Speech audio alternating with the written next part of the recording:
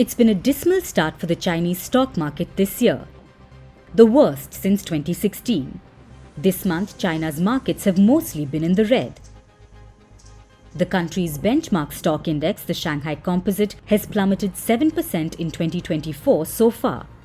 And the CSI 300 that replicates the performance of China's top 300 stocks has dropped by 6%. Hong Kong markets are also on a downward spiral. The Hang Seng index has crashed about 10, 11, 12% so far this year alone. If the numbers seem confusing, here's another way to understand this. It's not just a bad start to 2024 for Chinese and Hong Kong shares. They've been going rough since 2021. That was when they had reached a peak. Over the past 3 years, China and Hong Kong stocks have lost some $6.3 trillion in market value. That's roughly twice the annual economic output of Britain. The stock market rout has severely hampered investors' confidence. It has left many traders wondering when or if things will improve. The bigger question now is what is causing the slump in the markets. The world's second-largest economy is plagued by a myriad of problems. To begin with, China has been seeing a patchy economic recovery since the 2020 COVID-19 pandemic. Our expected GDP growth rate is around 5.2%, which is higher than the target of around 5% set at the beginning of last year.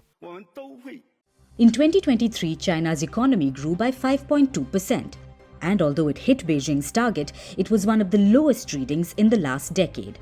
That is, barring 2020 and 2022, when China was reeling through the COVID-19 lockdown. Despite the pandemic shocks, 2021 saw better growth than 2023. Besides, many economists believe China's growth will slow down this year. As per a report by Morgan Stanley, China's tepid growth will weigh on the entirety of emerging markets. In addition to this, China's deflationary pressures just aren't going away.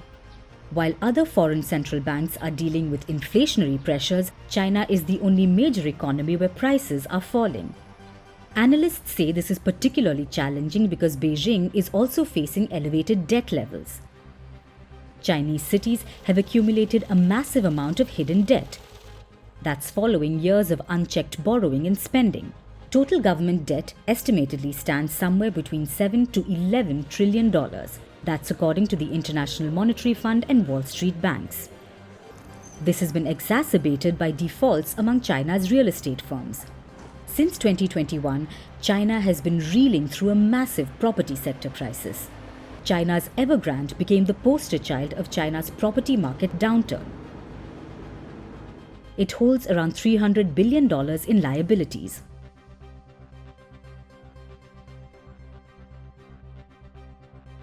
Morgan Stanley says China faces a 3D problem. The economy faces challenges in terms of debt, demographics, and deflation. Which brings us to the final point, which is China's declining demographics. In 2023, China reported a record low birth rate. It was the lowest since the founding of Communist China in 1949. China's population fell for the second year in a row. It shrank 0.15% last year. That's compared to a decline of 0.06% the previous year. In 2022, China recorded its first population decline in decades. In 2023, some 9.02 million babies were born, which is a decline from 9.56 million births in 2022.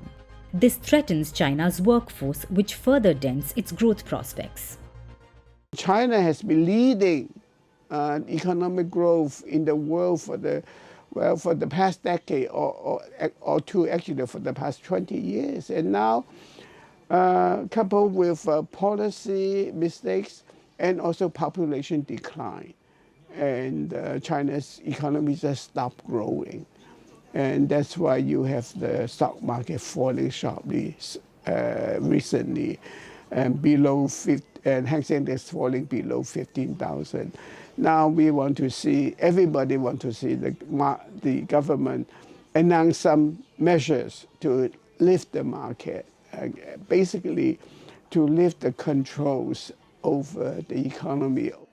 After this month's heavy sell-off in Chinese markets, Beijing made a big move to stimulate the economy. It made a sudden cut to its reserve requirement ratio.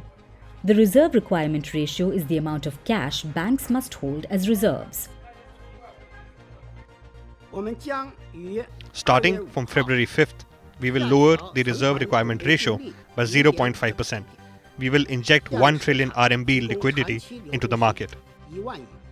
China announced the biggest cut in over 2 years, and this was beyond most analysts' expectations. The central bank's sudden action shows that authorities are growing increasingly anxious. Meanwhile, reports say the government is mulling a rescue package. Policymakers are reportedly seeking to mobilize a package worth about 2 trillion yuan or nearly $300 billion. The money is expected to come mainly from the offshore accounts of state-owned enterprises. The deliberations are emblematic of the heightened urgency amongst Chinese authorities to stem the rout. Reports add the formation of a fund has been on the cards since at least October. However, some investors have raised doubts over its efficacy. That's because Beijing's previous rescue efforts haven't always worked. The deepening stock market turmoil highlights a crisis of confidence among investors.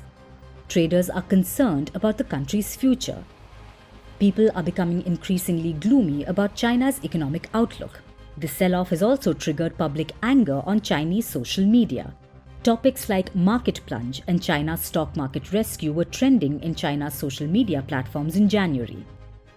The astonishing losses are reminiscent of China's stock market crash of 2015 to 2016. But the economic backdrop of 2015 was very different. This time around, investors are keen for more concrete steps from Beijing, and only time will tell if the country's new measures will appease them. With investor optimism declining at this pace, is a quick turnaround a tall order for China?